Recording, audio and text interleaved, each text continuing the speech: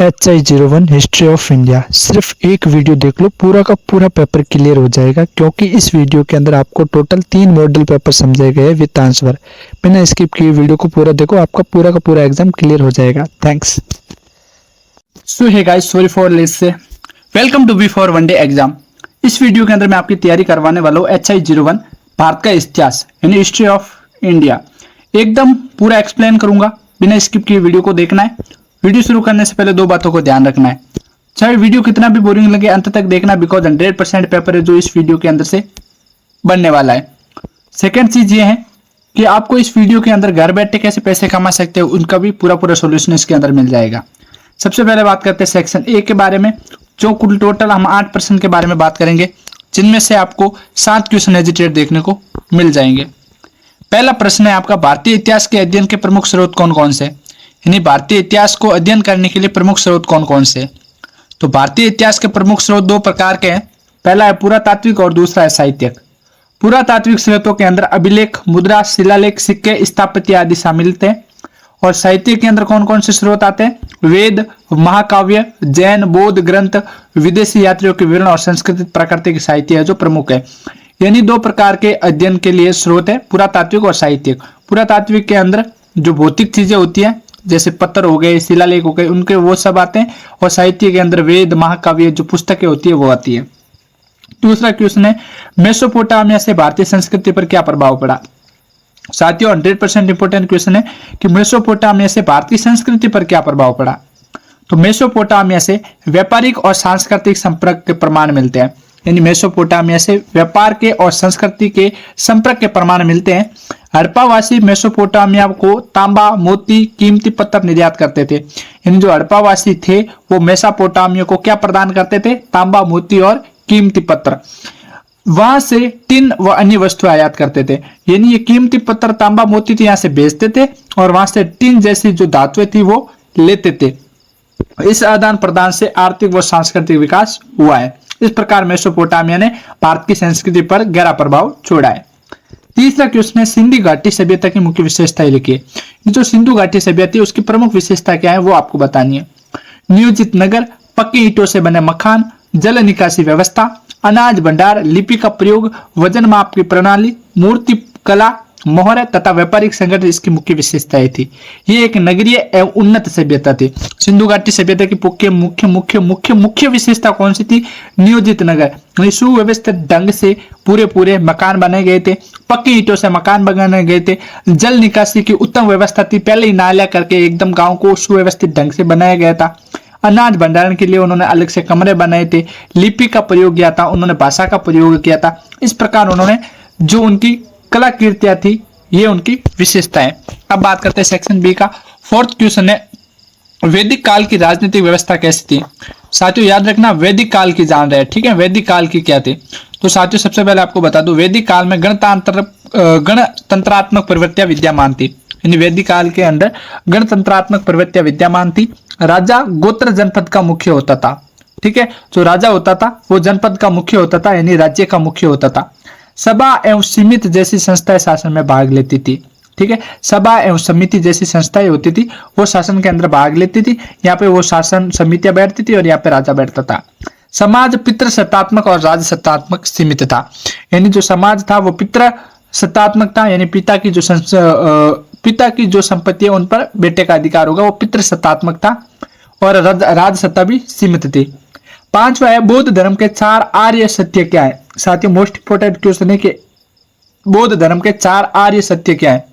तो साथियों पहला है दुख, दूसरा है दुख समुदय, तीसरा है दुख निरोध और चौथा है दुख निरोध मार्ग। ये 4 आर्य सत्य हैं जो बुद्ध के उपदेश का आधार है। अब बात करते हैं आपका लास्ट, अगला क्वेश्चन है आपका छठा, वो है मौर्यकालीन प्रशासन की विशेषताएं लिखिए।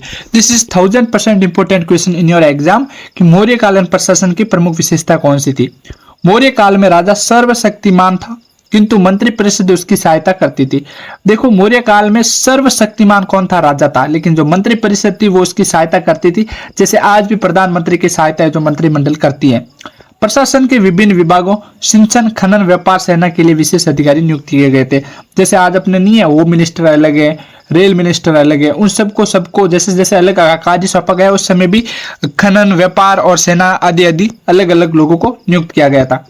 7वां क्वेश्चन है गुप्त काल को स्वर्ण काल क्यों कहा जाता है। मोस्ट इंपोर्टेंट क्वेश्चन है आपके एग्जाम की दृष्टि से कि गुप्त काल को स्वर्ण युग काल क्यों कहा जाता है। गुप्त काल में कला साहित्य विज्ञान और धर्म का उत्कर्ष हुआ था। यानी गुप्त काल के अंदर कला साहित्य और विज्ञान का और धर्म का उत्कर्ष हुआ था।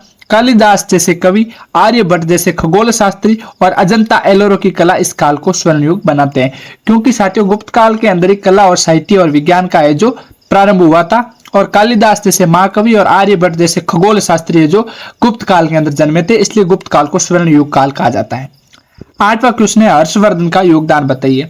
हर्षवर्धन का इतिहास के अंदर क्या योगदान है वो बताते हैं। हर्ष ने उत्तरी भारत को एकजुट किया। उत्तरी भारत कौन सा, जम्मू कश्मीर वाला इलाका को एकजुट किया। उसने बौद्ध धर्म का संरक्षण दिया, नालंदा विश्वविद्यालय को दान दिया। उसके दरबार में बाण भट्ट और ह्वेनसांग जैसे विद्वान प्रसिद्ध थे। यह था हर्षवर्धन का प्रमुख योगदान। इस प्रकार हमने सेक्शन ए के 8 क्वेश्चन जाने जो आपके एग्जाम की दृष्टि से अति महत्वपूर्ण है। ठीक है, अब बात करते हैं सेक्शन बी के बारे में, मोस्ट इंपोर्टेंट क्वेश्चन की। पहला क्वेश्चन है सिंधु घाटी सभ्यता की सामाजिक एवं आर्थिक व्यवस्था का वर्णन कीजिए। This is important 100% important question है कि सिंधु घाटी सभ्यता की सामाजिक एवं आर्थिक व्यवस्था का वर्णन कीजिए। सिंधु घाटी सभ्यता विश्व की प्राचीन नगरीय सभ्यताओं में से एक थी। यानी सिंधु घाटी सभ्यता थी जो विश्व की सबसे प्राचीन नगरीय सभ्यताओं में से एक थी। सामाजिक दृष्टि से ये एक संगठित और समतावादी समाज था। यानी सामाजिक दृष्टि से ये एक संगठित और समतावादी समाज था। मकानों का आकार लगभग समान था, जिससे वर्ग भेद की कमी झलकती है। स्त्री पुरुष दोनों का सम्मान प्राप्त था। यानी स्त्री और पुरुषों को दोनों को बराबर माना गया था। माता देवी की पूजा प्रजनन की शक्ति का प्रतीक थी। यानी माता देवी की जो पूजा होती है वो स्त्री शिक्षा की, स्त्री समानता की प्रमुख रूप से एक शक्ति का प्रतीक थी। आर्थिक दृष्टि से यह सभ्यता कृषि पर आधारित है। यानी सिंधु घाटी सभ्यता पूरी की पूरी कृषि पर आधारित थी। एंड देन गेहूं, जौ, तिल, कपास की खेती भी होती थी। ये पुरातात्विक अवशेषों से पता चलता है। पशुपालन भी महत्वपूर्ण था। व्यापारिक गतिविधियां अत्यधिक विकसित थी। मोहरे, तौल और माप के मानकीकरण सिद्ध होता है। मेसोपोटामिया और खाड़ी देशों से बाहरी व्यापार भी होता था। यह व्यवस्था उनके समृद्ध जीवन और उच्च संगठन की द्योतक है। साथियों, सिंधु घाटी की सामाजिक और आर्थिक व्यवस्था क्या थी उसका हमने वर्णन किया। जल प्रलय के द्वारा पूरे के पूरे शहर तबाह हो गए थे। उसके अंदर जब अवशेष मिले तब पता चला कि समाज जो था, जो सिंधु घाटी सभ्यता थी, उसके अंदर लोग पहले भी पढ़े लिखे थे और उन्होंने मकानों का आकार देख के आइडिया लगाया कि वो लोग भी सर्वसंपन्न थे। और उनकी आर्थिक व्यवस्था कैसी थी, उन्होंने मोहरे, तोल और माप जैसी चीजें उस टाइम उन्होंने बना ली थी। ठीक है, अब बात करते हैं आपके सेक्शन बी का दूसरा क्वेश्चन है वैदिक युग की धार्मिक एवं सांस्कृतिक विशेषताओं का वर्णन कीजिए। साथियों, वैदिक युग की धार्मिक एवं सांस्कृतिक विशेषताएं क्या थी उनका वर्णन करना है। वैदिक धर्म प्रकृति पूजक था। वैदिक धर्म कैसा था, प्रकृति पूजक था। इंद्र, अग्नि, वरुण, सोम जैसे देवताओं की पूजा होती थी। यज्ञ और मंत्रों का विशेष स्थान था। प्रारंभिक वैदिक धर्म आचरण प्रधान और सरल था, किंतु उत्तर वैदिक काल में जटिल यज्ञ और ब्राह्मणवादी परंपरा और कर्मकांड का विकास हुआ।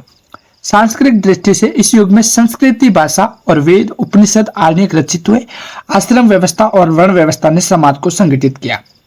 इस काल की सांस्कृतिक उपलब्धियों ने भारतीय परंपराओं को गहराई प्रदान की है। वैदिक युग की धार्मिक एवं सांस्कृतिक विशेषता कौन सी थी, सबसे पहले जानते हैं। धार्मिक विशेषता ये थी कि इंद्र, अग्नि, वरुण, सोम जैसे देवताओं की पूजा की जाती थी और यज्ञ किए जाते थे। और विशेष रूप से जो वैदिक काल की प्रमुख जटिल प्रक्रियाएं थी वो यज्ञ और ब्राह्मणवादी परंपराओं को ज्यादा महत्व दिया जाता था। सांस्कृतिक विशेषता कौन कौन सी थी, वेद, उपनिषद, अरण्यक रचे गए थे और आश्रम व्यवस्था पर ज्यादा ध्यान जो दिया गया और वर्ण व्यवस्था को प्रमोट किया गया। अब बात करते हैं तीसरा क्वेश्चन सेक्शन बी का जो मोस्ट इंपोर्टेंट है, वो है बौद्ध और जैन धर्म की समानताएं और भिन्नताएं स्पष्ट कीजिए। सबसे पहले बौद्ध और जैन धर्म की समानताएं जानते हैं। दोनों 6वीं शताब्दी ईसा पूर्व से उभरे हैं। समानताएं दोनों में क्या है, दोनों ने वेदों के अधिकार को अस्वीकार कर दिया, यज्ञ कर्म कांड का विरोध किया, अहिंसा पर बल दिया और साधारण भाषा यानी पाली प्राकृतिक में उपदेश दिए थे उन्होंने।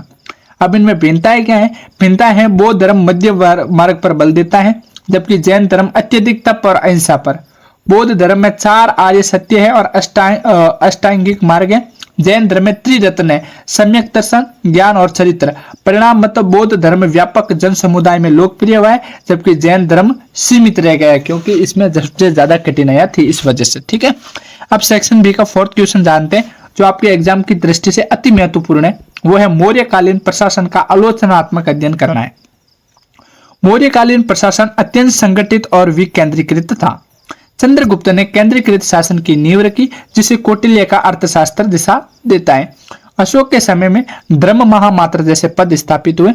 प्रशासनिक स्तर पर राजा सर्वोच्च था। कौटिल्य की पुस्तक है अर्थशास्त्र, उसके अंदर से जो मौर्य साम्राज्य था उसका सर्वोच्च सर्वांगीण विकास हुआ था। प्रांतीय शासन के लिए कुमारों को नियुक्त किया जाता था। ग्राम स्तर पर ग्रामीण की व्यवस्था थी। विभागों का विभाजन स्पष्ट था। सिंचन, कृषि, खनन, वाणिज्य। और अब इनकी आलोचना देखें तो अत्यधिक विकेंद्रीकरण से स्वायत्ता सीमित रह गई थी। प्रशासन पर वह भारी था, फिर भी इस प्रणाली ने भारतीय उपमहाद्वीप में सुव्यवस्थित शासन की परंपरा स्थापित की है। यह था मौर्यकालीन प्रशासन। अब मैं आपको एकदम स्टेप बाय स्टेप इसलिए नहीं समझा पा रहा हूँ बिकॉज इतना टाइम नहीं है मेरे पास भी और आपके पास भी इतना टाइम नहीं है, इसलिए मैं एकदम खुला शॉर्टली रूप में समझा रहा हूँ। अगर आप चाहते हो कि पूरा का पूरा एग्जाम क्लियर हो जाए तो आप टोटल एक मॉडल पेपर आपको ऐसा देने वाला हूं जिसके अंदर 20 लेसन समरी होगी प्लस 3 मॉडल पेपर होंगे विद आंसर। 100% पेपर उसी में से निकलने वाला है। उन सबकी कीमत निकलने वाली थी साथियों 396, लेकिन अभी आपको ये सिर्फ और सिर्फ 99 में मिल जाएगा। डिस्क्रिप्शन में मेरा मोबाइल नंबर है, फटाफट खरीद के 2 घंटे के अंदर एग्जाम पूरा क्लियर कर सकते हो। तो बिना टाइम वेस्ट किए फटाफट 99 रुपए के अंदर खरीद सकते हो, क्योंकि भगवान श्री कृष्ण ने भी कहा है कि देवे जिसको देते सुन सुदामा दास, ना दिए कुछ ना देवे तभी फिर फिरो 50। देखो छोटी सी अमाउंट है, अगर आप मेरे को ये अमाउंट दोगे तो मैं आपको ऐसा पीडीएफ दे दूंगा जिसके अंदर सही सारे क्वेश्चन आने वाले हैं। ठीक है, 4-5 जन मिलकर भी इस पीडीएफ को ले सकते हैं। ठीक है, पहला है गुप्तकालीन समाज, साहित्य और विज्ञान का वर्णन कीजिए। यानी गुप्तकालीन समाज कैसा था, साहित्य कैसा था और विज्ञान कैसा था, उसका वर्णन करना है। गुप्त काल में समाज 4 वर्णों में विभाजित था। स्त्रियों को शिक्षा एवं संपत्ति के अधिकार सीमित मिलते थे। स्त्रियों को जो शिक्षा भी कम दी जाती थी और संपत्ति पे अधिकार भी सीमित थे। धर्म पर ब्राह्मणों का प्रभाव बढ़ा था। साहित्य में संस्कृत का उत्कर्ष हुआ। कालिदास की रचनाएं, विष्णु शर्मा की पंचपत्र, अमर सिंह का अमरकोश और बाण भट्ट की कादम्बरी प्रमुख उस समय की साहित्यिक रचनाएं थी। विज्ञान और गणित में आर्यभट्ट, वराहमिहिर, ब्रह्मगुप्त का योगदान अद्वितीय है। शून्य और दशमलव प्रणाली इसी काल की देन है। किस काल की? गुप्त काल की। चिकित्सा विज्ञान में चर्क और सुश्रुत परंपरा का विकास हुआ है। गुप्त काल इसलिए भी भारतीय संस्कृति का स्वर्ण युग कहलाया है। ठीक है, इस प्रकार साथियों हमने 5वां क्वेश्चन समझा। अब आपके सेक्शन बी का लास्ट क्वेश्चन समझते हैं, वो है हर्षवर्धन के राजनीतिक एवं सांस्कृतिक योगदान का विश्लेषण कीजिए। हर्ष ने उत्तर भारत को एकजुट कर 41 वर्षों तक शासन किया था। उसने न्यायपूर्ण प्रशासन दिया। उसका साम्राज्य कनौज पर केंद्रित था। विदेशी यात्री हेवांग ने उसकी प्रशंसा की। सांस्कृतिक दृष्टि से हर्ष ने बौद्ध धर्म का संरक्षण किया। प्रयाग महोत्सव उसके उदारवाद का उदाहरण है। उसने संस्कृत नाटकों यानी नागानंद, रत्नावली और प्रियदर्शिका की रचना की थी। मोस्ट इंपोर्टेंट है, हर्षवर्धन की प्रमुख रचनाएं कौन कौन सी थी? नागानंद, रत्नावली और प्रियदर्शिका। हर्ष का शासन भारतीय इतिहास में राजनीतिक एकता और सांस्कृतिक उन्नति का प्रतीक है। अब साथियों आप लोग कमेंट करो कि भैया पैसा कहां से लाए, तो साथियों आप बग्गू फैशन के साथ जुड़कर मंथली 5000 से लेकर 50,000 तक अर्न कर सकते हो घर बैठे। गर्ल्स वीएस बॉयज दोनों के लिए बिगेस्ट अपॉर्चुनिटी है, 0 इन्वेस्टमेंट एंड प्रॉफिट ढेर सारा। तो जुड़ सकते हो बग्गू फैशन के साथ, वहां से आप 2-3 शॉर्ट्स देख के पूरा बिजनेस के बारे में समझ जाओगे। ठीक है, अब सेक्शन सी शुरू करते हैं। उससे पहले एक रिक्वेस्ट है, अभी तक आपने चैनल को सब्सक्राइब नहीं किया है तो सब्सक्राइब कर ले। ठीक है, सेक्शन सी है, पहला क्वेश्चन है सिंधु घाटी सभ्यता की उपलब्धियां और पतन के कारणों का विस्तृत विश्लेषण कीजिए। यानी सिंधु घाटी सभ्यता की उपलब्धियां कौन थी और पतन के प्रमुख कौन कौन के कारण थे वो बताने। सिंधु घाटी सभ्यता 2500 ईसा पूर्व से 1750 ईसा पूर्व तक जन्मी थी। विश्व की प्राचीन सभ्यताओं में से एक थी, जिसे हड़प्पा सभ्यता भी कहा जाता है। इसका विस्तार पंजाब, हरियाणा, राजस्थान, गुजरात, सिंध और बलूचिस्तान तक था। मोहनजोदड़ो, हड़प्पा, कालीबंगा, लोथल, चनुदड़ो, धौलावीरा जैसे नगर इसके प्रमुख केंद्र थे। किसके? सिंधु घाटी सभ्यता के। अब सबसे पहले उसकी उपलब्धियां जानते हैं। पहली उपलब्धि थी नगर नियोजन। सड़कें सीधी और परस समकोण पर काटती थी, यानी जैसे आज सड़कें उसी टाइम भी वैसी की वैसी सड़कें सीधी थी और समकोण पर काटती थी। मकान पक्की ईंटों से बने थे और जल निकासी की उत्तम व्यवस्था थी। ये सबसे बड़ी उपलब्धि थी सिंधु घाटी सभ्यता की। दूसरी थी कृषि व अर्थव्यवस्था, यानी सिंधु घाटी सभ्यता के लोग गेहूं, जौ, कपास, तिल, चना आदि की खेती करते थे और बैल और हल का प्रयोग भी करते थे। ये भी एक सबसे बड़ी उपलब्धि थी उस समय की। तीसरी सबसे बड़ी उपलब्धि थी व्यापार, यानी आंतरिक व बाहरी व्यापार उन्नत था। उस समय सिंधु घाटी के लोग बाहरी व्यापार भी किया करते थे। मोहरे, वजन, तोल और सिले व्यापार का प्रमाण थी, जैसे मेसोपोटामिया से व्यवहार हुआ था। पांचवा था कला व शिल्प। कांस्य नर्तकी की मूर्ति, पुजारी की मूर्ति, बैल व पशु प्रतिमाएं, मन के गहने, बर्तन अत्यंत कलात्मक थे। पांचवा था धर्म। माता देवी, पशुपति महादेव, वृक्ष व पुष्प की पूजा के प्रमाण मिले हैं सिंधु घाटी सभ्यता से। छठा लिपि, चित्र लिपि का प्रयोग हुआ है, यानी पहले लोगों को ये देवनागरी लिपि के अंदर ऐसे नहीं लिखते थे, वो चित्र बनाते थे, तो चित्र लिपि का प्रयोग हुआ है, जो अभी अपठनीय है, वो उसको सही तरीके से पढ़ नहीं पाए। सातवां है सामाजिक जीवन। समाज संगठित और समाजवादी था। स्त्रियों को महत्व है जो सबसे ज्यादा दिया जाता था। इस प्रकार ये थी सिंधु घाटी सभ्यता की उपलब्धियां। अब पतन के कारण कौन कौन से थे वो जानते हैं। सबसे पहले जानते हैं कि इतिहासकारों ने विभिन्न कारण बताए। कौन कौन से? पहली बताइए प्राकृतिक आपदा, यानी बाढ़, भूकंप और नदियों का मार्ग बदलने से ये जो राज्य थे जल प्रलय के द्वारा नीचे दब चुके थे। ये पतन का प्रमुख कारण था। दूसरा था जलवायु परिवर्तन, यानी सूखा और कृषि का विनाश हो गया था। तीसरा था आर्य आक्रमण सिद्धांत, यानी कुछ विद्वानों का मानना है कि आर्यों ने आक्रमण कर नगर को नष्ट कर दिया था। चौथा था आर्थिक कारण, यानी व्यापार में गिरावट और संसाधनों की कमी। पांचवा था आंतरिक अव्यवस्था, यानी नगरीय जीवन में संसाधनों का असमान वितरण हो गया था। साथियों, इनमें से परफेक्ट यही बैठता है कि प्राकृतिक आपदा के कारण पूरा का पूरा शहर है जो तबाह हो गया। निष्कर्ष, सिंधु घाटी सभ्यता अपनी उपलब्धियों के कारण भारतीय इतिहास में गौरवपूर्ण स्थान रखती है। नगर नियोजन, कला, शिल्प और व्यापार की प्रगति ने इसे विश्व स्तरीय बनाया है, किंतु प्राकृतिक आपदा और सामाजिक आर्थिक कारणों से यह सभ्यता धीरे धीरे जो लुप्त हो गई है। अब बढ़ते हैं आपके दूसरे क्वेश्चन की तरफ, सेक्शन बी का।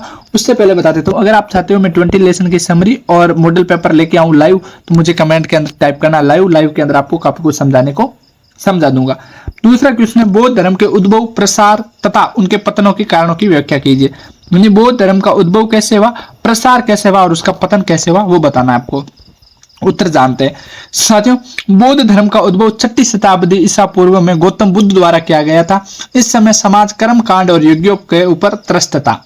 सबसे पहले हमें पूछा है उद्भव के बारे में, तो सबसे पहले जानते हैं उसका उद्भव कैसे हुआ। उद्भव गौतम बुद्ध ने किया था 563 से लेकर 783 ईसा पूर्व में। कपिल वस्तु के शाक्यांश वंश में ये जन्मे थे। दूसरा, ज्ञान प्राप्ति के बाद सारनाथ में पहला उपदेश दिया था धर्म चक्र परिवर्तन, और मुख्य सिद्धांत इनके 4 थे। पहला था 4 आर्य सत्य मुख्य सिद्धांत थे। आष्टिंग मार्ग, मध्यम मार्ग और अनाध्यात्मिक अहिंसा, ये इनके प्रमुख सिद्धांत थे। अब जानते हैं इसका प्रसार। साथियों, बौद्ध धर्म का प्रसार है जो अशोक का योगदान किया रहा था।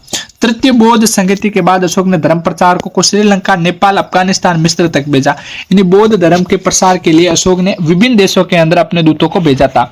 दूसरा, साहित्य व भाषा। पाली व प्राकृतिक भाषा ने धर्म को जनसाधारण तक पहुंचाया था।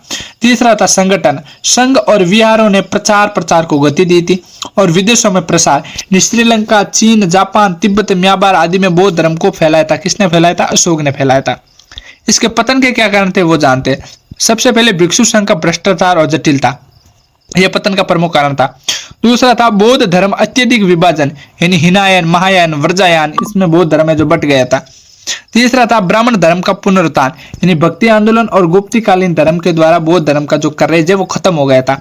चौथा है राजश्रेय का अभाव, और पांचवा है मुस्लिम आक्रमणों से मठ व विहार है जो नष्ट हो गए थे बौद्ध धर्म के। ठीक है, इस प्रकार साथियों हमने सेक्शन बी के आपके बौद्ध के बारे में जाना। निष्कर्ष यही है कि बौद्ध धर्म ने भारतीय संस्कृति को करुणा, अहिंसा और मानवतावाद की सीख दी है। यद्यपि भारत में इसका ह्रास हुआ है, परंतु एशिया में आज भी यह धर्म करोड़ों अनुयायियों का मार्गदर्शन करता है। विश्व के अंदर तो इसका खात्मा हो गया था, मतलब भारत के अंदर तो काफी कुछ इसका खत्म हो चुका है बौद्ध धर्म वाला सीन, लेकिन एशिया में आज भी करोड़ों लोग हैं जो बौद्ध धर्म के अनुयायी है। डॉक्टर भीमराव अम्बेडकर भी बौद्ध धर्म के अनुयायी थे। सेक्शन सी का तीसरा क्वेश्चन है मौर्य साम्राज्य के उत्कर्ष और पतन पर विस्तृत टिप्पणी लिखी है। ठीक है, तो सबसे पहले जानते हैं मौर्य साम्राज्य का उद्भव हुआ था 322 ईसा पूर्व में और 185 ईसा पूर्व खत्म हो गया था। भारत का प्रथम महान साम्राज्य था मौर्य साम्राज्य। सबसे पहले अपन को पूछा है उत्कर्ष और फिर पूछा है पतन। सबसे पहले उत्कर्ष जानते हैं। उत्कर्ष कहां से हुआ? चंद्रगुप्त मौर्य से। यूनानी आक्रमणियों को परास्त कर मगध को शक्तिशाली बनाया। चाणक्य की नीति से साम्राज्य का विस्तार हुआ। चाणक्य ने अर्थशास्त्र के अंदर अपना सारे का सारा डिटेल लिखा था। दूसरा था बिंदुसार, दक्षिण भारत का साम्राज्य का विस्तार किया। तीसरा अशोक, अशोक ने साम्राज्य को चरम उत्कर्ष तक पहुंचाया। कलिंग विजय के बाद धम्म नीति अपनाई। स्तूप, शिलालेख और अभिलेखों के माध्यम से उन्होंने प्रमुख अपनी। तो इस प्रकार अशोक ने भी अपना अपना योगदान दिया। उसके बाद जानते हैं प्रशासनिक व्यवस्था क्या थी मौर्य साम्राज्य की। तो साथियों, केंद्रीकृत शासन, विशाल सेना, प्रांतीय प्रशासन, ग्राम संगठन और कर व्यवस्था। अब जानते हैं इसके पतन के क्या कारण थे मौर्य साम्राज्य के।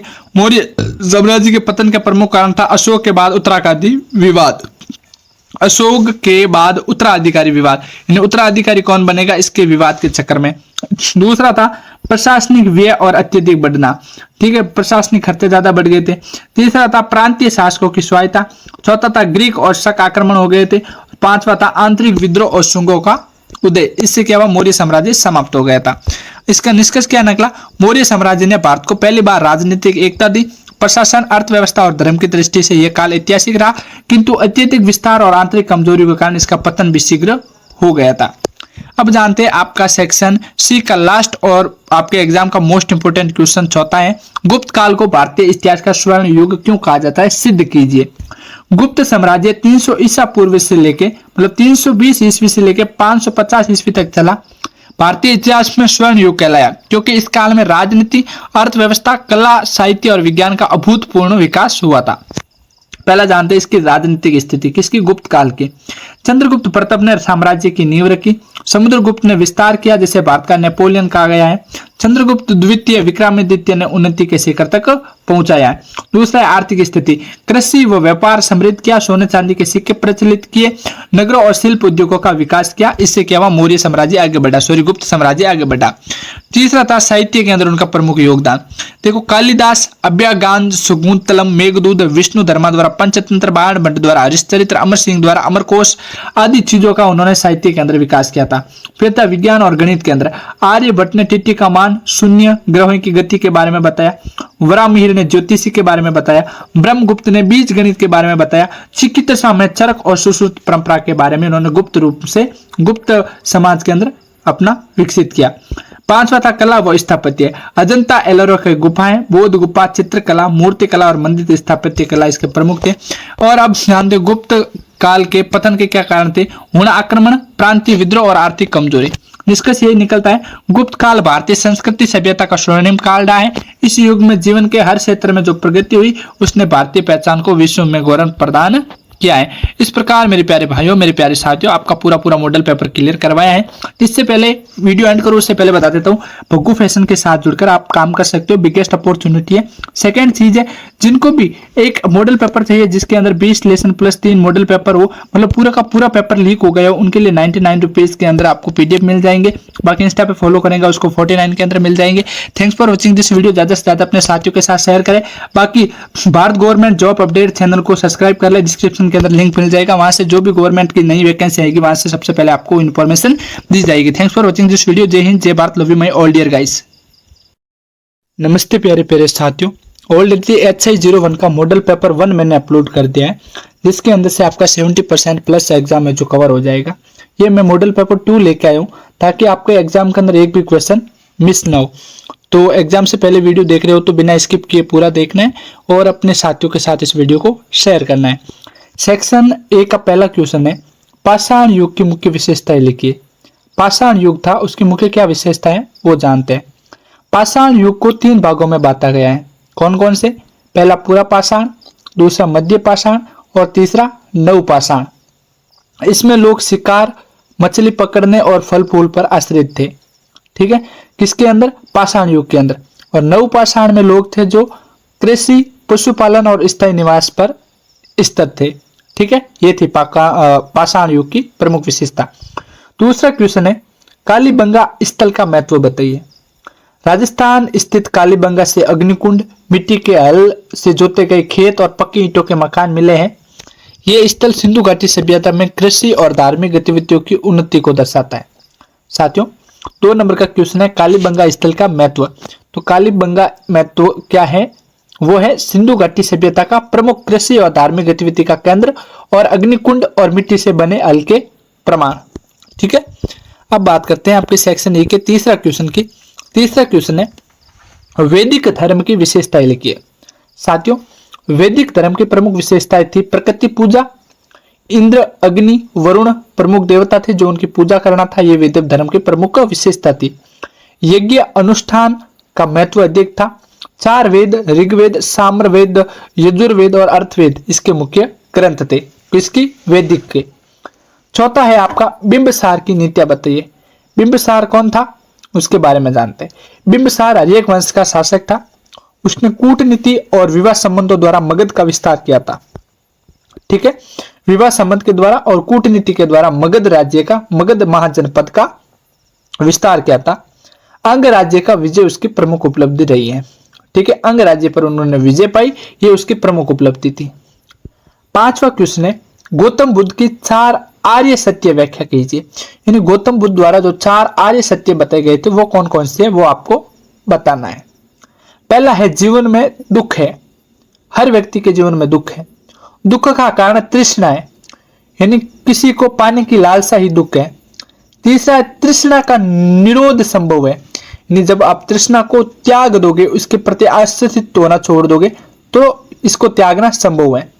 चौथा है दुख निरोध का मार्ग अष्टांगिक मार्ग है, बहुत ही दुख भरा और मार्मिक मार्ग है। ठीक है, ये गौतम बुद्ध की 4 प्रमुख आर्य सत्य वार्ता। ठीक है, अब बात करते हैं 6ठा क्वेश्चन है चंद्रगुप्त प्रथम की उपलब्धियां बताइए। 100% इंपोर्टेंट क्वेश्चन है। चंद्रगुप्त प्रथम ने गुप्त साम्राज्य की नींव रखी थी, यानी गुप्त साम्राज्य की नींव किसने रखी थी? चंद्रगुप्त ने रखी थी। लिच्छवी राजकुमारी से विवाह कर प्रभाव बढ़ाया। उसने महाराज धीराज की उपाधि धारण की। महाराज धीराज की उपाधि किसने धारण की थी? चंद्रगुप्त प्रथम ने। ऑलराइट, अब बात करते हैं आपके अगले क्वेश्चन की तरफ, वो है 7वां कि भक्ति आंदोलन की विशेषताएं लिखिए। चलो 7वां क्वेश्चन है भक्ति आंदोलन की विशेषताएं लिखिए। तो भक्ति आंदोलन ने ईश्वर भक्ति को सरल और व्यक्तिगत बनाया है, जाति पाति और कर्मकांड का विरोध किया है। संत कबीर, नामदेव, मीरा आदि प्रमुख संत थे भक्ति आंदोलन के।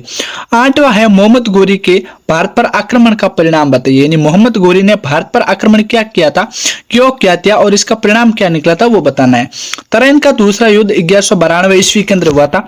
गोरी ने पृथ्वीराज चौहान को हराया था। इसमें उत्तरी भारत में मुस्लिम सत्ता की नींव पड़ी और दिल्ली सल्तनत की स्थापना संभव हुई। ठीक है, इस प्रकार हमने साथियों आपके सेक्शन ए के 8 क्वेश्चन पढ़े। अब पढ़ेंगे हम सेक्शन बी के बारे में। सेक्शन बी का पहला क्वेश्चन है नवपाषाण क्रांति का भारतीय इतिहास में महत्व स्पष्ट कीजिए। यानी नवपाषाण क्रांति का भारत के इतिहास में क्या महत्व पड़ा वो स्पष्ट करते हैं। तो नवपाषाण काल 7000 से 1000 ईसा पूर्व तक सम्मिलित था। मानव ने स्थायी निवास करना शुरू किया था। नवपाषाण के अंदर जो मानव था उसने स्थायी निवास करना शुरू किया था। उससे पहले क्या करता था? मानव एक दिन इधर रहा, 2 दिन इधर रहा, 3 दिन इधर रहा, यानी दर बदर भटकता रहता था। ठीक है, कृषि, पशुपालन, मिट्टी के बने बर्तन, कपड़ा बुनाई प्रारंभ हुई थी। इस समय कृषि करना शुरू किए थे, पशुओं को पालना शुरू किए थे, मिट्टी के बर्तन बनाए थे और कपड़ा बुनाई शुरू की थी। किसके अंदर? नवपाषाण काल के अंदर। ठीक है, अहर, मेहरगढ़ और चिरांद जैसे स्थलों से कृषि और घरेलू पशुओं के प्रमाण मिले हैं। ये काल मानव सभ्यता के स्थायी जीवन और ग्राम संगठन की नींव है। यानी यहाँ के बाद लोगों ने इकट्ठा होना शुरू किया, संगठन बनाना शुरू किया और नई नई चीजों का आविष्कार करना शुरू किया था। दूसरा क्वेश्चन है वैदिक समाज और राजनीति का विवेचन कीजिए। यानी वैदिक समाज के बारे में बताना है कैसा था और राजनीति कैसी था उसका विवेचन करना है। वैदिक समाज वर्ण व्यवस्था पर आधारित था। वैदिक समाज के अंदर 4 जो वर्ण व्यवस्था थी उन पर आधारित था। ब्राह्मण, क्षत्रिय, वैश्य और शूद्र 4 वर्ण थे। परिवार और गोत्र समाज की मूल इकाई थी। राजनीतिक व्यवस्था जनसभा और समिति पर आधारित थी। राजा का कार्य रक्षा और धर्म पालन था। प्रारंभ में लोकतांत्रिक स्वरूप था, बाद में राजतंत्र मजबूत हुआ था। ठीक है साथियों, ये था वैदिक समाज और राजनीतिक रूप से विवेचन। अब जानते हैं तीसरा क्वेश्चन है मौर्यकालीन प्रशासन व्यवस्था का वर्णन कीजिए। मौर्यकालीन प्रशासन कैसा था उस व्यवस्था का वर्णन करना है। मौर्य प्रशासन अत्यंत संगठित था यानी मौर्य प्रशासन था वो संगठन था उनका, ठीक है। सम्राट सर्वोच्चता, मंत्री परिषद, अमात्य, समिति, महापात्र आदि अधिकारी थे। प्रांत, जनपद और ग्राम तथा प्रशासनिक विभाजन था। कर प्रणाली विस्तृत थी। चाणक्य के अर्थशास्त्र से इस व्यवस्था का ज्ञान मिलता है। विशाल सेना और गुप्तचर विभाग भी थे। साथियों, मौर्यकालीन प्रशासन की व्यवस्था कैसी थी? चाणक्य की नीति प्रमुख थी, जिन्होंने अर्थशास्त्र के अंदर सब कुछ वर्णन किया है। अर्थशास्त्र के अंदर चाणक्य ने सप्तांग सिद्धि का प्रवचन दिया है। उन्होंने मंत्री परिषद के बारे में, अमात्य के बारे में, समिति के बारे में और गुप्तचर व्यवस्था के बारे में विस्तृत वर्णन किया है। इस प्रकार मौर्यकालीन प्रशासन की व्यवस्था थी। अब जानते हैं आपका चौथा क्वेश्चन है, हर्षवर्धन की सांस्कृतिक उपलब्धियों पर टिप्पणी लिखी है। 100% इंपोर्टेंट क्वेश्चन है। हर्ष जो 600 लेके 647 ईस्वी के मध्य इनका शासन रहा था, उत्तर भारत को एकजुट किया था हर्षवर्धन ने। साथियों याद रखना, हर्षवर्धन की जो प्रमुख रचना है वो है रत्नावली और प्रियदर्शिका। उसकी राजधानी कनौज थी। वो कला और साहित्य का संरक्षक था, ठीक है। बाणभट्ट ने हरिश्चरित्र और कादम्बरी लिखी थी। बाणभट्ट ने क्या लिखा था? हरिश्चरित्र और कादम्बरी लिखी थी। हर्ष स्वयं नाटककार था। रत्नावली और प्रियदर्शिका और नागानंद जैसी कविता है जो नाटक थे वो उन्होंने लिखा था। नालंदा विश्वविद्यालय उसका सांस्कृतिक केंद्र था। चीनी यात्री हुएंगसांग ने भी उसकी प्रशंसा की है। अब जानते हैं साथियों, आपके सेक्शन बी का 5वां क्वेश्चन है, गुप्तकालीन विज्ञान और कला की उपलब्धियों पर प्रकाश डालिए। गुप्त युग में विज्ञान और कला का उत्कर्ष हुआ है। आर्यभट्ट ने शून्य, पाई का मान और ग्रहों की गति बताई है। वराहमिहिर ने ज्योतिष पर ग्रंथ लिखे हैं। अजंता की गुफाओं की विविध चित्रकला, सांची और देवगढ़ के मंदिर स्थापत्य इसके प्रमाण हैं। मूर्ति कला में बुद्ध और विष्णु की सुंदर प्रतिमाएं बनी है, इसलिए इसे स्वर्ण युग कहा जाता है।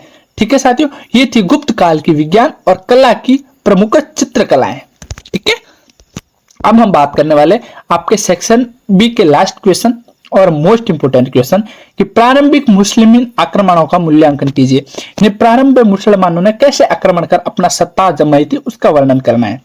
महमूद गजनी ने 17 बार भारत पर आक्रमण किया और मंदिरों को लूटा था, परंतु उसका उद्देश्य केवल धन संपत्ति था। मोहम्मद गोरी ने 12वीं शताब्दी में आक्रमण किया और तराइन के युद्ध में पृथ्वीराज चौहान को हराया था। गोरी की जीत ने दिल्ली सल्तनत की नींव रखी और भारत की राजनीति को एक नया मोड़ दिया।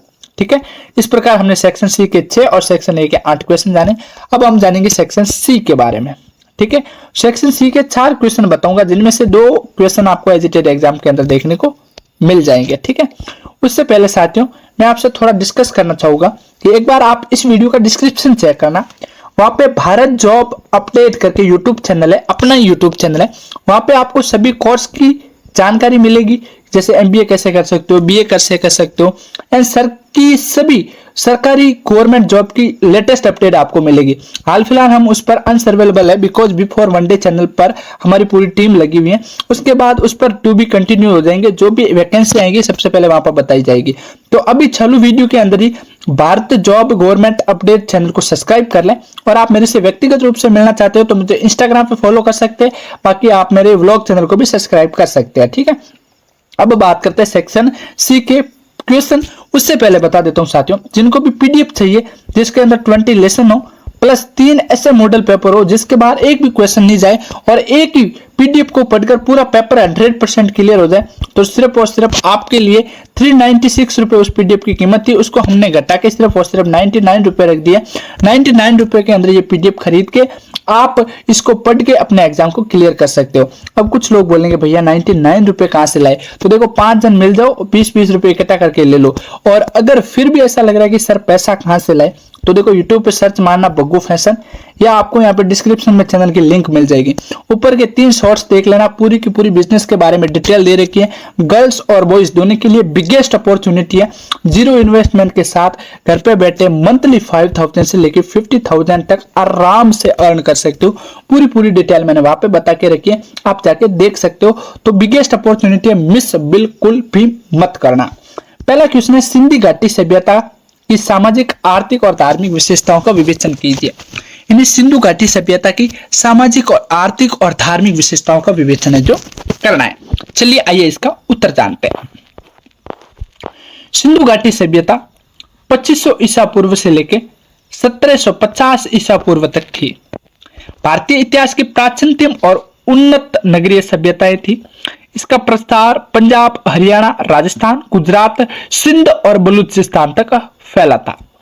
मोहनजोदड़ो, हड़प्पा, कालीबंगा, लोथल, धोलावीरा जैसे स्थल इसके प्रमुख केंद्र थे। अब सबसे पहले जैसा कि हमने जाना है कि सामाजिक विशेषताएं क्या है वो जानते हैं। पहला है संगठित समाज। मकानों और नगर नियोजन से स्पष्ट है कि समाज संगठित और अनुशासित था। दूसरा है स्त्रियों की स्थिति। देखो सिंधु घाटी सभ्यता के अंदर माता देवी की पूजा और स्त्रियों की मूर्ति बताती हैं कि उन्हें उच्च स्थान प्राप्त था। यानी वहां से उत्खनन के दौरान मिली मूर्तियां और माताओं की प्रतिमाएं बताती है कि स्त्रियों का जो सिंधु घाटी सभ्यता काल में था वो स्त्रियों का स्थान था जो सर्वोत्तम था। तीसरा है वेशभूषा और आभूषण। साथियों पुरुष धोतिया और स्त्रियां स्कर्टनुमा वस्त्र पहनती थी। सोने, चांदी और तांबे और कीमती पत्थरों के आभूषण मिले हैं। उससे प्रतीत होता है कि स्त्रियां हैं जो गहनों का उपयोग भी किया करती थी। अब बात करते हैं साथियों, अगला है चौथा है मनोरंजन और खेल। यानी पासा, शतरंज जैसे खेलों के प्रमाण मिले हैं सिंधु घाटी सभ्यता से। नृत्य और संगीत का भी महत्व था। पांचवा था लिपि। पांचवा सिंधु घाटी सभ्यता की मोस्ट इंपोर्टेंट चीज थी वो थी लिपि। यानी चित्र लिपि पर आधारित लिपि का प्रयोग हुआ था। अभी हमारी देवनागरी लिपि चल रही है, उस टाइम में देवनागरी लिपि नहीं थी। उस टाइम क्या थी? उस टाइम थी चित्रकलात्मक नीति। ठीक है, मतलब चित्रों के द्वारा वो समझाया करते थे। लगभग 600 चिन्हों का प्रयोग मिलता है, परंतु अब तक इसे अपठनीय यानी पढ़ नहीं पाए। ठीक है, दूसरी सिंधु घाटी सभ्यता की जानते हैं आर्थिक विशेषताएं। तो साथियों पहला था कृषि। कृषि से सिंधु घाटी सभ्यता की आर्थिक विकास हुआ था, जिसके अंदर कृषि, गेहूं, जौ, कपास, चावल की खेती होती थी। सिंचाई के लिए नहर और कूप व्यवस्था थी। दूसरा है पशुपालन। बैल, गाय, भैंस, ऊंट और भेड़ बकरी पाला जाते थे सिंधु घाटी सभ्यता के अंदर भी। तीसरा है व्यापार। आंतरिक व बाहरी व्यापार दोनों विकसित थे। मेसोपोटामिया से व्यापार का प्रमाण मिलते हैं। मुद्रा के बजाय तोल प्रणाली पर आधारित लेन देन होती थी। चौथा है शिल्प व उद्योग। मिट्टी के बने बर्तन, मनके, धातु शिल्प, कपड़ा उद्योग अत्यंत उन्नत में थे। पांचवा है बंदरगाह। लोथल का डॉक यार्ड समुद्री व्यापार का प्रमाण प्रमुख है। ठीक है, अब जानेंगे साथियों सिंधु घाटी सभ्यता की धार्मिक विशेषताएं कौन सी थी। पहला है माता देवी। उपदेव शक्ति की देवी की पूजा होती थी। ठीक है, दूसरा है पशुपति महादेव। 3 मुख और सिंगों वाली मुद्रा शिव के प्रारंभिक स्वरूप को दर्शाती है। यानी 3 मुख और सिंगों वाली मुद्रा है जो मूर्ति है वो शिव के प्रारंभिक स्वरूप को दर्शाती है। ये पशुपति महादेव के नाम से जाना जाता है। तीसरा है वृक्ष व पशु पूजा। सिंधु घाटी सभ्यता के अंदर पीपल, बैल, हाथी, गेंडा, बाघ आदि पवित्र माने जाते थे। चौथा है अमंगल से रस्सा। यानी ताबीज और जादू टोना के प्रमाण भी मिलते हैं। पांचवा है यज्ञ और देवालय। यानी अग्निकुंड और यज्ञ स्थल के अवशेष भी मिले। निष्कर्ष हम जाने तो सिंधु घाटी सभ्यता नगरीय संस्कृति, आर्थिक समृद्धि और धार्मिक परंपराओं का अनूठा उदाहरण है। यह भारत की सांस्कृतिक धरोहर की आधारशिला है। साथियों this is 1000% important question in your exam कि सिंधु घाटी सभ्यता एजिटेड 14 नंबर का क्वेश्चन है जो आपको एग्जाम के अंदर देखने को मिलेगा। हम बात करते हैं सेक्शन बी का दूसरा मोस्ट इंपोर्टेंट क्वेश्चन कि जैन धर्म के उद्भव, सिद्धांत, प्रसार और पतन पर विस्तृत टिप्पणी लिखनी है। ठीक है, आइए जानते हैं जैन धर्म के बारे में। उससे पहले अभी तक आपने बिफोर वन डे चैनल को सब्सक्राइब नहीं किया है तो सब्सक्राइब करके घंटे को दबाकर ऑल पर सेट कर देना। जैन धर्म 6वीं शताब्दी ईसा पूर्व में महावीर स्वामी ने सन 599 से 527 ईसा पूर्व द्वारा परिवर्तित हुआ था। सबसे पहले जानते हैं उसका उद्भव। महावीर के 24वें तीर्थकार थे कौन? महावीर स्वामी। जन्म वैशाली के निकट कुंड ग्राम में हुआ था। 42 वर्ष की आयु में दीक्षा और 12 वर्षों के कठोर तप के बाद केवल ज्ञान प्राप्त किया था। उनके उपदेश अहिंसा और अपरिवाह पर आधारित है। ठीक है, उनके मुख्य सिद्धांत कौन कौन से थे? पहला था पंच महाव्रत। महावीर स्वामी का मानना था कि अहिंसा, सत्य, अस्तेय, अपरिग्रह और ब्रह्मचर्य प्रमुख रूप से होना चाहिए। दूसरा उनका मुख्य सिद्धांत था त्रिरत्न, यानी सम्यक दर्शन, सम्यक ज्ञान और सम्यक चरित्र। तीसरा उनका था अनेकांतवाद, यानी सत्य को विभिन्न दृष्टिकोणों से देखना। चौथा था अहिंसा, जो सभी प्राणियों के प्रति करुणा रखे। ठीक है, प्रसार कैसे किया था उन्होंने जैन धर्म का, वो जानते हैं। चंद्रगुप्त मौर्य ने दक्षिण भारत में जैन धर्म का प्रसार किया था। किसने? चंद्रगुप्त मौर्य ने। मैसूर और कर्नाटका में इसकी मजबूती जड़ें पड़ी है। ठीक है, मैसूर और कर्नाटका क्षेत्र में इसकी मजबूती ज्यादा बढ़ी है। व्यापारियों और शहरी समाज ने इसे अपनाया है। साहित्य अर्धगामी और प्राकृतिक भाषाओं में ग्रंथ रचे गए हैं। अब जानते हैं इसके पतन के क्या कारण थे जैन धर्म के। पहला कारण था कठिन नियम और व्रत सामान्य जन से अधिक, यानी सामान्य रूप से सबसे ज्यादा व्रत और कठिन परिश्रम। दूसरा था अत्यधिक संन्यास प्रधानता। तीसरा था बौद्ध धर्म और हिंदू धर्म का प्रभाव ज्यादा होना। चौथा था राजश्रय का अभाव और पांचवा था संघ का आंतरिक विभाजन, श्वेतांबर और दिगंबर। निष्कर्ष, जैन धर्म ने अहिंसा और अपरिग्रह की मानसिक शिक्षा दी है। यद्यपि यह भारत में सीमित रह गया, परंतु आज भी लाखों अनुयायी इसे मानते हैं और भारतीय संस्कृति पर इसका गहरा प्रभाव पड़ा है। अब साथियों हम सेक्शन सी के आपका तीसरा क्वेश्चन पढ़ते हैं, जो है चंद्रगुप्त मौर्य और अशोक की नीतियों की तुलना कीजिए। This is most important question है कि चंद्रगुप्त मौर्य और अशोक की नीतियों की तुलना करनी है। पहला जानते हैं चंद्रगुप्त मौर्य, जिनका शासन रहा था 322 ईसा से लेकर 298 ईसा पूर्व तक। उन्होंने सबसे पहले साम्राज्य की स्थापना की और यूनानी शासक सेल्यूकस को हराया था। दूसरी सबसे बड़ी उनकी उपलब्धि थी चाणक्य की सहायता से केंद्रीकृत प्रशासनिक व्यवस्था बनाई। तीसरा कठोर शासन और विशाल सेना और कर व्यवस्था लागू की। चौथा जैन धर्म से प्रभावित होकर संन्यास ले लिया था। फिर आया अशोक, जिसने साम्राज्य को चरम उत्कर्ष पर पहुंचाया। कलिंग युद्ध 261 ईसा पूर्व के बाद धर्म नीति अपनाई थी। अहिंसा, करुणा और धर्म प्रचारक नीति अपनाई थी। शिलालेखों व स्तंभों द्वारा आदेश प्रशासित किए थे। विदेशों तक बौद्ध धर्म का प्रसार किया था। ठीक है, अब तुलना करते हैं इन दोनों के मध्य। तो राजनीति चंद्रगुप्त कठोर शासक था, अशोक मानवीय शासक था। धर्म चंद्रगुप्त जैन धर्म का अनुयायी था, अशोक बौद्ध धर्म का प्रचारक था। प्रशासन दोनों ने केंद्रीकृत किया है, पर अशोक ने नैतिकता और धर्म को जोड़ा है। अंतरराष्ट्रीय नीति चंद्रगुप्त ने ग्रीकों से संधि की, अशोक ने धर्म प्रचार को विदेशों तक पहुंचाया। निष्कर्ष, दोनों मौर्य शासक अपने अपने दृष्टिकोण से महान थे। चंद्रगुप्त ने साम्राज्य की नींव रखी, जबकि अशोक ने उसे नैतिक ऊंचाइयों तक पहुंचाया है। ठीक है, अब सेक्शन सी का और आपके एग्जाम का most important question, last question पढ़ते हैं। वो है गुप्त काल को भारत का स्वर्ण युग क्यों कहा जाता है, सिद्ध करना है। एजिटेड आपको 14 नंबर का क्वेश्चन देखने को मिल जाएगा, नहीं तो 7 नंबर का तो देखने को मिल ही जाएगा। Very very very very 100% important कि गुप्त काल को स्वर्ण युग क्यों कहा जाता है। गुप्त काल सन 320 ईसा पूर्व से लेकर 550 ईस्वी तक भारतीय इतिहास का स्वर्ण युग कहलाया था। कब? 320 ईस्वी से लेकर 550 साल तक, लगभग 230 वर्ष तक। ठीक है, क्योंकि इस युग में राजनीतिक, अर्थव्यवस्था, कला, साहित्य और विज्ञान सभी क्षेत्रों में प्रगति हुई थी। पहला था राजनीतिक स्थिति। चंद्रगुप्त प्रथम ने नींव रखी थी। समुद्रगुप्त ने विजय अभियान चलाकर साम्राज्य का विस्तार किया। चंद्रगुप्त द्वितीय ने, विक्रमादित्य ने संस्कृति और कला का उत्कर्ष दिया था। फिर थे आर्थिक स्थिति। कृषि और व्यापार अत्यंत समृद्ध था। सोने चांदी के सिक्कों का प्रचलन किया इन्होंने। शिल्प और उद्योगिकी में उन्नति की थी। अब जानते हैं साहित्य और शिक्षा में क्या योगदान दिया। देखो, गुप्त साम्राज्य के अंदर कालिदास जैसे अभिज्ञान, शाकुंतलम और मेघदूत जैसे महाकाव्यों का निर्माण हुआ। बाण भट्ट द्वारा हरिश्चरित का निर्माण हुआ। विष्णु शर्मा द्वारा पंचतंत्र का एंड नालंदा विश्वविद्यालय का शिक्षा का प्रमुख केंद्र बना। विज्ञान और गणित। गुप्त साम्राज्य के अंदर आर्यभट्ट ने शून्य और ग्रहों की गति के बारे में बात की है।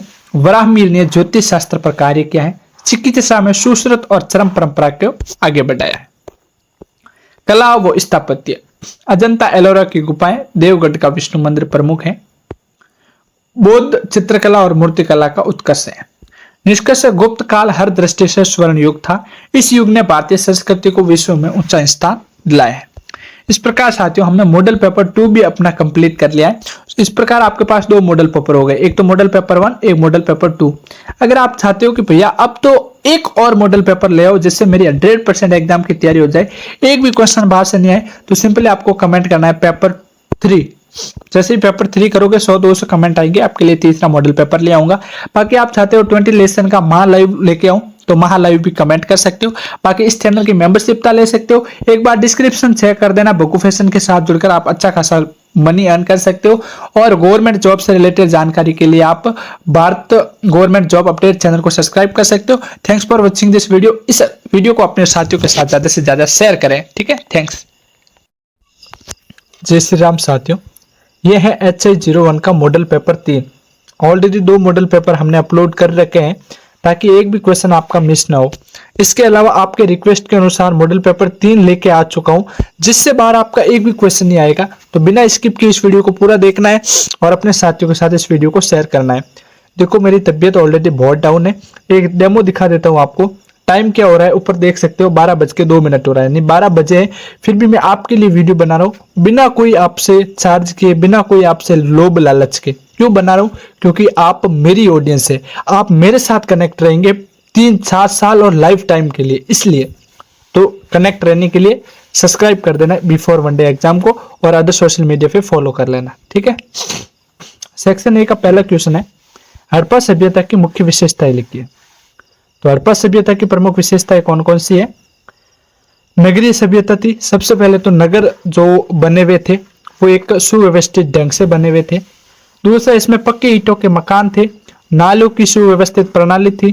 अनाज को कठोर रखने में, अनाज का निस्तारण करने में, अनाज को भंडारण करने में चीजों का प्रयोग किया गया था। मोहनजोदड़ो का ग्रेट बात प्रमुख थे। धातु कला, मिट्टी के बर्तन और व्यापार इसकी पहचान है। यह है हड़प्पा सभ्यता की प्रमुख विशेषताएं। कौन कौन सी? ईंटों से बने मकान, नालियों का सुव्यवस्थित प्रणाली, अनाज के कठोरे कोठारे और मोहनजोदड़ो के ग्रेट बात प्रमुख थे, और मिट्टी के बर्तन और व्यापार इनकी पहचान है। दूसरा क्वेश्चन है, वेदों का महत्व लिखिए। साथियों, प्रमुख वेद 4 है, ऋग्वेद, सामवेद, यजुर्वेद और अर्थवेद।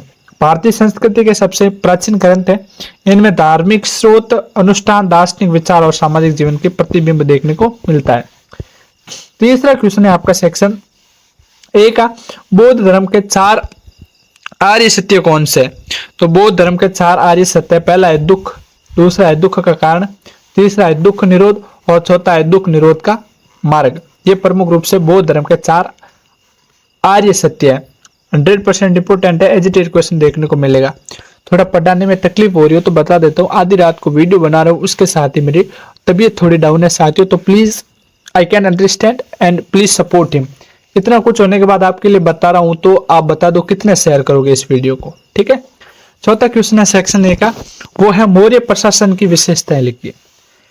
मौर्य प्रशासन की प्रमुख विशेषता थी राजा सर्वोच्च, यानी राजा ही सर्वोच्च है। दूसरा मंत्री परिषद, तीसरा महादंड नायक, चौथा जनपदों पर अधिकारी, और चाणक्य का अर्थशास्त्र और मौर्य प्रशासन की रीड, ठीक है। यानी जो कौटिल्य ने अर्थशास्त्र लिखा था वो मौर्य साम्राज्य की प्रमुख विशेषता थी और आगे बढ़ाने में भूमिका निभाई थी। पांचवा क्वेश्चन है आपका, गुप्त काल को स्वर्ण युग क्यों कहा जाता है? दिस इज 1000% एजिटेड एग्जाम में आने वाला क्वेश्चन है। गुप्त काल में साहित्य, कला, विज्ञान और गणित और मूर्ति कला में अद्वितीय प्रगति हुई। यानी गुप्त काल के अंदर साहित्य, कला, विज्ञान और गणित में प्रगति हुई, इस कारण इनको क्या कहा जाता है? स्वर्ण काल कहा जाता है, स्वर्ण युग कहा जाता है। जिसके अंदर प्रमुख कवि कौन कौन से थे? आर्यभट्ट, कालिदास और अजंता, ठीक है, जो एलोरा की गुफा है प्रमाण है। एलोरा की गुफा मुंबई कभी जाओ तो एलिफेंटा की गुफाएं हैं, अजंता एलोरा की गुफाएं हैं, वो उनके प्रमाण है, ठीक है। छठा क्वेश्चन है, भक्ति आंदोलन का उद्देश्य क्या था? मोस्ट इंपोर्टेंट क्वेश्चन है। भक्ति आंदोलन का प्रमुख उद्देश्य था जाति, पांति और कर्म कांड के विरोध में ईश्वर से सीधा प्रेमपूर्ण संबंध स्थापित करना, यानी जाति पाति। सातवां क्वेश्चन है, राजपूतों की प्रमुख विशेषताएं लिखिए। राजपूतों की प्रमुख विशेषता थी शौर्य, वीरता, क्षत्रिय धर्म, किलेबंदी, सामंतवाद और युद्ध प्रियता राजपूतों की प्रमुख पहचान थी। यानी राजपूत लोग थे तो शौर्य, लड़ाई में काम आते थे, वीरता और क्षत्रिय धर्म का पालन करते थे। 8वां क्वेश्चन है आपका, अलाउद्दीन खिलजी की आर्थिक नीति पर प्रकाश डालिए। अलाउद्दीन खिलजी की आर्थिक नीति कैसी थी उसके बारे में जानते हैं। उनके बाजार नियंत्रण, अनाज भंडारण, मूल्य नियंत्रण, लगान, सुधार और जमींदारों पर नियंत्रण की नीति अपनाई थी। ठीक है, ये थी इसकी प्रमुख अलाउद्दीन खिलजी की आर्थिक नीति। यानी उन्होंने अनाज का इकट्ठा किया, मूल्य नियंत्रण किया, लगान लगाई, जमींदारों पर नियंत्रण रखा, ये प्रमुख उसकी आर्थिक नीति थी। अब बात करेंगे सेक्शन बी के बारे में, आपके मोस्ट इंपोर्टेंट क्वेश्चन जो आपको एग्जाम के अंदर देखने को मिलेंगे। पहला क्वेश्चन है, वैदिक समाज और उसकी संरचना का वर्णन कीजिए। यानी वैदिक समाज क्या था और उसकी संरचना कैसी थी उसका वर्णन करना है। वैदिक समाज का निर्माण मुख्यतः ऋग्वैदिक और उत्तर वैदिक काल में हुआ था। प्रारंभिक वैदिक समाज ग्रामीण और गो आधारित था, जबकि उत्तर वैदिक समाज कृषि प्रधान हो गया था। देखो, वैदिक समाज को दो भागों में बांटा है, एक तो ऋग्वैदिक और एक उत्तर वैदिक। और प्रारंभिक में वैदिक समाज था तो ग्रामीण पर आधारित था, और दूसरा जो उत्तर वैदिक समाज था वो कृषि पर हो गया था। पहला है परिवार और विवाह। परिवार को कुल कहा जाता था, जिसका मुख्य कुलपति होता था। विवाह एक धार्मिक संस्कार था और स्त्रियों को प्रारंभिक काल में शिक्षा एवं सम्मान प्राप्त था। दूसरी वैदिक काल की प्रमुख विशेषता थी वर्ण व्यवस्था। ऋग्वैदिक काल में वर्ण व्यवस्था व्यवसाय पर आधारित थी। ब्राह्मण यानी विद्या काम करेगा, क्षत्रिय का काम था शासन करेगा, वैश्य का काम था व्यापार करना और शूद्र का काम था सेवा करना। 4 वर्ण थे। उत्तर वैदिक काल में ये जन्म पर आधारित कठोर व्यवस्था बन गई थी। ठीक है, पहले ऋग्वैदिक काल में तो अच्छी थी वर्ण व्यवस्था, लेकिन फिर क्या हुआ, जन्म आधार पर बनने से ये मामला डिसमिस हो गया था उत्तर वैदिक काल में। तीसरा है राजनीति। सभा और समिति 2 प्रमुख संस्थाएं थी। राजा जनजाति का मुखिया था और युद्ध काल में महत्वपूर्ण भूमिका निभाता था। चौथी विशेषता था धर्म। ऋग्वैदिक लोग प्रकृति की पूजा करते थे, जिसके अंदर अग्नि, वरुण, इंद्र, सूर्य आदि। यानी जो ऋग्वैदिक लोग थे वो प्रकृति की पूजा करते थे। अग्नि है जो प्रकृति चीज है तो इसकी भी पूजा करने लगे थे। इंद्र, सूर्य की पूजा करते थे। यज्ञ और अनुष्ठान जीवन का अंग थे।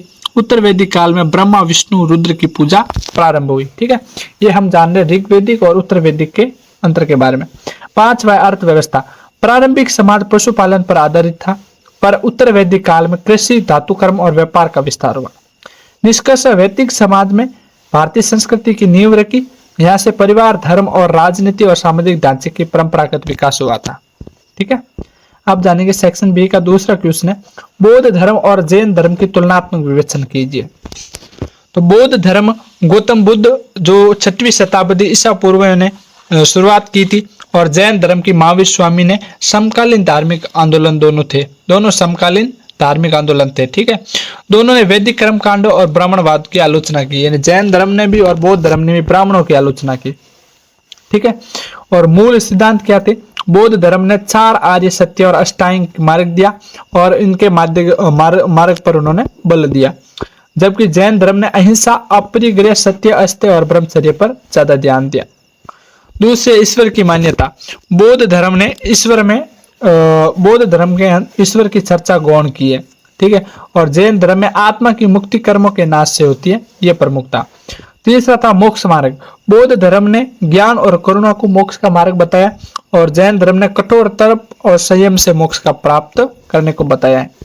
चौथा है समाज पर प्रभाव क्या पड़ा। दोनों ने जाति पाति के भेदभाव का विरोध किया, स्त्रियों और निम्न वर्गों को भी स्थान दिया था। निष्कर्ष, जैन धर्म अधिक कठोर और तपस्वी था, जबकि बौद्ध धर्म मध्यम और व्यवहारिक दोनों भारतीय समाज को नई दिशा देने के लिए उपयोग में आए थे। अब सेक्शन बी का तीसरा क्वेश्चन है, अशोक की धम्म नीति का मूल्यांकन कीजिए। 100% इंपोर्टेंट क्वेश्चन है कि अशोक की धम्म नीति क्या थी। अशोक 273 से लेकर 225 ईसा पूर्व तक मौर्य सम्राट था, जिसने कलिंग युद्ध के बाद बौद्ध धर्म अपनाया और धम्म नीति चलाई। धम्म का स्वरूप था अहिंसा, सत्य, करुणा और सहिष्णुता, सभी धर्मों के प्रति समानता, प्रजा की सेवा, पशु संरक्षण और यात्रियों की सुविधा, ये प्रमुख धर्म का स्वरूप था, धम्म का। और फिर था प्रशासनिक उपाय। धर्म महामात्रों की नियुक्ति की, धम्मलेख, शिलालेखों और स्तंभों पर अंकित किया, चिकित्सालय और सड़कों का निर्माण किया था। इसके प्रभाव क्या पड़े थे? समाज में नैतिकता और करुणा का प्रसार हुआ, विदेशों में बौद्ध धर्म का प्रचार हुआ, राज सत्ता में धार्मिकता का समावेश हुआ। अशोक की धम्म नीति मानवीय मूल्यों पर आधारित थी। भले ही इससे साम्राज्य कमजोर हुआ, लेकिन मानवता के लिए एक अनुपम्य योगदान रहा है। इस प्रकार हमने जाना अशोक की धम्म नीति के बारे में। अब हम समझेंगे आपका अगला क्वेश्चन सेक्शन बी का, वो है गुप्तकालीन कला और साहित्य की विशेषताएं बताइए। गुप्तकालीन युग 4वीं-6वीं शताब्दी से तक चला, सांस्कृतिक उपलब्धियों के लिए प्रसिद्ध था। पहला था साहित्य। कालिदास ने अभिज्ञान शाकुंतलम लिखा था, ठीक है, मेघदूत लिखा था। बाण भट्ट ने हरिश्चरित्र लिखा था। विष्णु शर्मा ने पंचतंत्र लिखा था, जो संस्कृत भाषा का उत्कर्ष माना जाता है। दूसरा है कला। अजंता एलोरा की गुफाएं प्रमुख है। बुद्ध प्रतिमाएं, सारनाथ मथुरा शैली प्रमुख है। मंदिर वास्तुकला जो देवगढ़ का दशावर मंदिर है। और विज्ञान के अंदर इनका क्या प्रमुख रूप से योगदान दिया? आर्यभट्ट ने शून्य और दशमलव की खोज की थी। किसने की थी? आर्यभट्ट ने की थी, ठीक है। दूसरा वराहमिहिर ने ज्योतिष और खगोल शास्त्र पर कार्य किया था। फिर है समाज और धर्म। हिंदू धर्म प्रमुख परबोधक और जैन भी विद्वान था। पूजा पद्धति का विकास हुआ था। निष्कर्ष गुप्त काल में कला, साहित्य और विज्ञान ने शिखर छुआ। यही कारण है कि इसे भारत का स्वर्ण युग कहा जाता है। इस प्रकार हमने समझा कि गुप्त काल को भारत का स्वर्ण युग क्यों कहा जाता है, ठीक है। इन्होंने कला, साहित्य और विज्ञान के अंदर प्रगति की थी। अब बढ़ते हैं सेक्शन बी का आपके लिए अगले क्वेश्चन की तरफ। पांचवा क्वेश्चन जो इंपोर्टेंट है, इंपोर्टेंट नहीं है, मोस्ट इंपोर्टेंट है कि राजपूतों के उदय और पतन के कारण स्पष्ट कीजिए। राजपूत वंश 7वीं शताब्दी से 12वीं शताब्दी तक उत्तर भारत में प्रमुख रहे। उदय के प्रमुख कारण हर्षवर्धन की मृत्यु के बाद सत्ता का शून्य हो जाना, सामंतों का स्वतंत्र हो जाना और सत्य परंपरा और सैन्य शक्ति का होना। प्रमुख राज्य कौन कौन से, मतलब प्रमुख कौन कौन से राज्य हैं? तो प्रमुख रूप से राजपूत है वो 5 से 5 प्रकार के होते हैं। एक तो गुर्जर प्रतिहार, एक चौहान, एक परमार, सोलंकी और राठौर। पतन के कारण क्या थे? परस्पर आंतरिक युद्ध हो गया था, विकेंद्रीकरण का अभाव था, सामंतवाद और किलाबंदी नहीं कर पाए थे और विदेशी आक्रमण से विशेषकर महमूद गजनवी और मोहम्मद गोरी ने इनको हरा दिया था। निष्कर्ष राजपूतों ने वीरता और शौर्य की मिसाल दी, परंतु उनकी राजनीतिक असंगठितता ने पतन का मार्ग का प्रशस्त किया। यानी राजपूतों में संगठन नहीं था, एकता नहीं था, इस वजह से वो हार गए थे।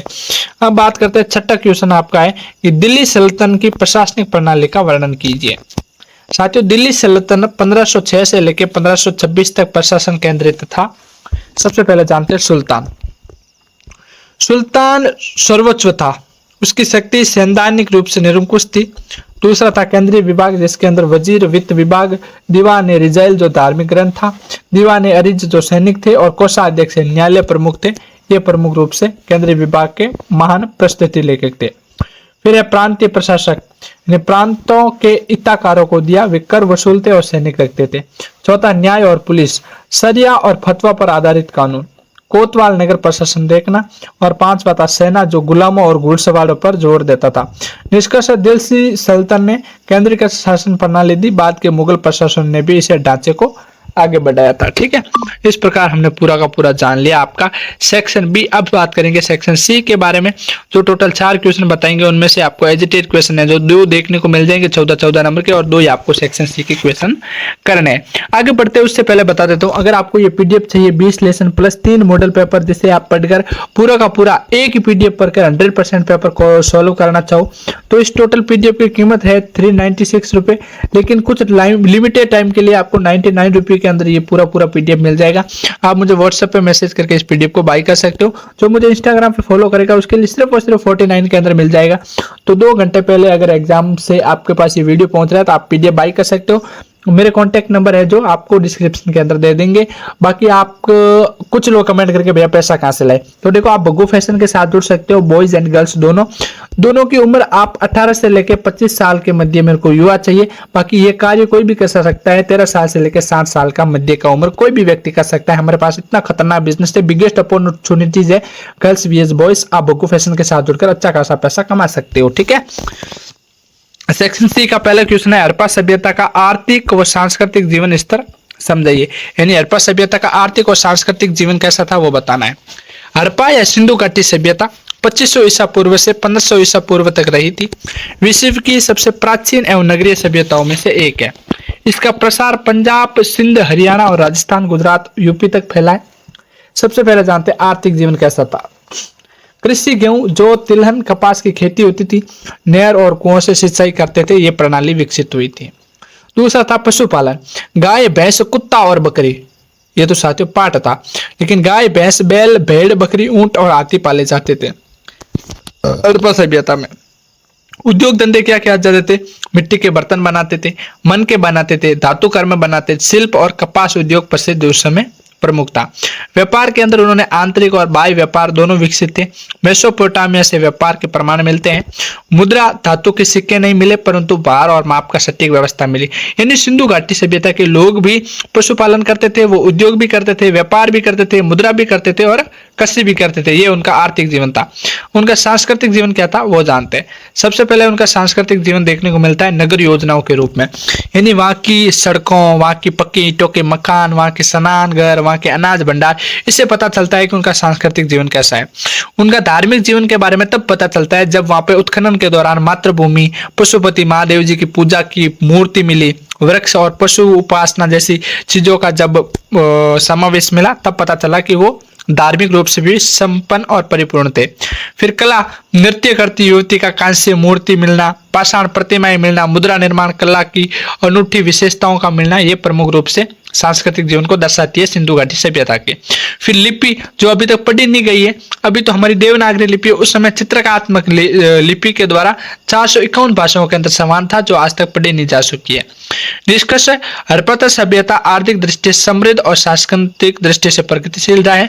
इसी नगर योजना और कला आज भी आधुनिकता को चुनौती देती है।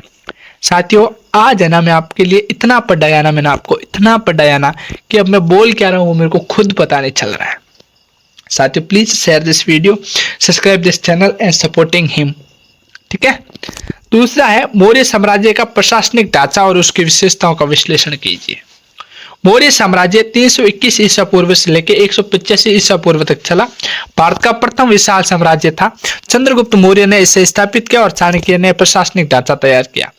चंद्रगुप्त मौर्य ने तो इसको स्थापित किया और चाणक्य ने चलाने का तरीका बताया।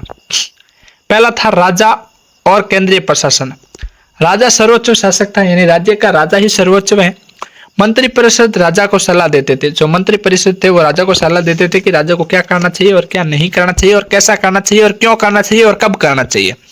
विभिन्न विभाग थे, कर, खनिज, युद्ध, कृषि, व्यापार, यानी अलग अलग। जैसे आज है ना अपना रेलवे मंत्री अलग है, होम मिनिस्टर अलग है, सबको अलग अलग काम दे रखा ना। उसी प्रकार उस टाइम भी कर को अलग चुना जाते थे, खनिज के लिए एक अलग व्यक्ति को चुना जाते थे। उस प्रकार मंत्रिमंडल है जो तैयार किया जाते थे। फिर था प्रांतीय प्रशासन। साम्राज्य को प्रांतों में बांट दिया गया था। प्रत्येक प्रांत का प्रमुख कुमार या आर्यपुत्र होता था। प्रांतीय राजधानी तक्षशिला, उज्जैन और स्वर्ण नगरी। फिर जानते हैं नगर प्रशासन। साथियों, पाटलिपुत्र में 30 सदस्यों की समिति कार्य करती थी मौर्य प्रशासन के अंदर। सड़क, जल, व्यापार और सुरक्षा विभाग अलग अलग थे। फिर था ग्राम प्रशासन। मौर्य काल के दौरान ग्राम समाज की इकाई था, यानी ग्राम था जो प्रमुख समाज की इकाई था। ग्राम प्रमुख यानी ग्रामीण स्थानीय प्रशासन संभालता था। ठीक है प्यारे साथियों। फिर है पांचवा, न्याय और कानून।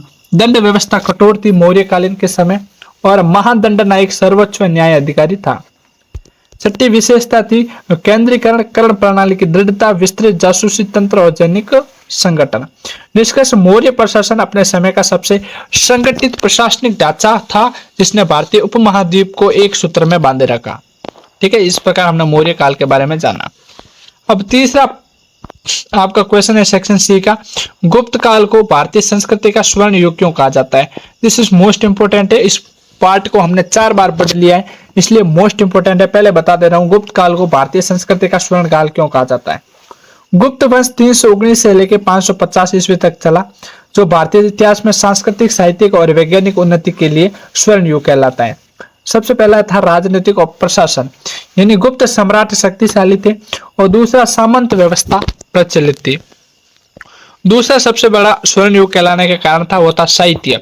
साहित्य के अंदर महान कवि जन्मे थे, जिनमें से कालिदास, जिन्होंने अभिज्ञान शाकुंतलम लिखा, बाण भट्ट, विष्णु शर्मा प्रमुख थे, और संस्कृति साहित्य का उत्कर्ष भी सम्मिलित था। कला और स्थापत्य में स्वर्ण युग कहलाने का सबसे बड़ा यह भी कारण था कि अजंता और एलोरा की जैसे गुफाएं हुई थी, बुद्ध प्रतिमाएं मिली थी, नालंदा विश्वविद्यालय का विकास हुआ था, इसलिए गुप्त साम्राज्य ने जलाला विकास किया था, इसलिए उनको आज भी हम याद करते हैं। विज्ञान और गणित, आर्यभट्ट ने शून्य की खोज गुप्त समय की थी। गुप्त काल के समय दशमलव और ग्रह गति पर कार्य भी गुप्त साम्राज्य के द्वारा किया गया था। वरामीर की ज्योतिषी विद्या भी गुप्त काल के दौरान आई थी। तो ये गुप्त काल को हम स्वर्ण काल कह सकते हैं। पांचवा है धर्म और समाज। हिंदू धर्म, बौद्ध धर्म और जैन धर्म का सहअस्तित्व था। भक्ति और पूजा पद्धति का भी विकास हुआ है। निष्कर्ष, गुप्त काल राजनीतिक रूप से भले ही अंततः कमजोर पड़ गया हो, लेकिन सांस्कृतिक और बौद्धिक प्रकृति के कारण उसे भारत का स्वर्ण युग कहा जाता है। अब सेक्शन सी का और आपके पूरे पार्ट का लास्ट क्वेश्चन है, मोस्ट इंपोर्टेंट, वो पढ़ लेते हैं, उसके बाद इस वीडियो को एंड करते हैं, फिर आपको एक प्यारा सा थोड़ा सा ज्ञान दे देते हैं। चौथा है, दिल्ली सल्तनत की प्रशासनिक और आर्थिक नीतियों का विवेचन कीजिए। यानी दिल्ली सल्तनत की प्रशासनिक और आर्थिक नीतियां क्या थी उसके बारे में आपको बताना है। दिल्ली सल्तनत 1206 से लेकर 1226 तक चला। शासन भारत के मध्यकाल का महत्वपूर्ण दौर था। इसमें गुलाम खिलजी, तुगलक, सैयद और लोधी वंश शामिल थे। पहला था इनका प्रशासनिक ढांचा क्या था। उनका प्रशासनिक ढांचा था, सुल्तान सर्वोच्च होगा, वजीर अरिज मुलामलिक निशानिक प्रमुख होगा, दीवान रिलालत यानी धार्मिक विभाग का होगा, कोषाध्यक्ष और न्यायालय का प्रमुख होगा। प्रांतों को एकाध को सौंप दिया गया था। आर्थिक नीतियां क्या थी उनकी। अलाउद्दीन खिलजी ने बाजार नियंत्रण और कर प्रणाली सुदृढ़ की। तुगलक ने टोकन मुद्रा और कर सुधार लागू किए। भूमि पर खराज और जकात जैसे जजिया कर भी वसूल किया जाता था। फिर समाज और संस्कृति, हिंदू मुस्लिम संबंध, सूफी और भक्ति आंदोलन का विकास, स्थापत्य कला, कुतुब मीनार, अलई दरवाजा आदि बनाया था।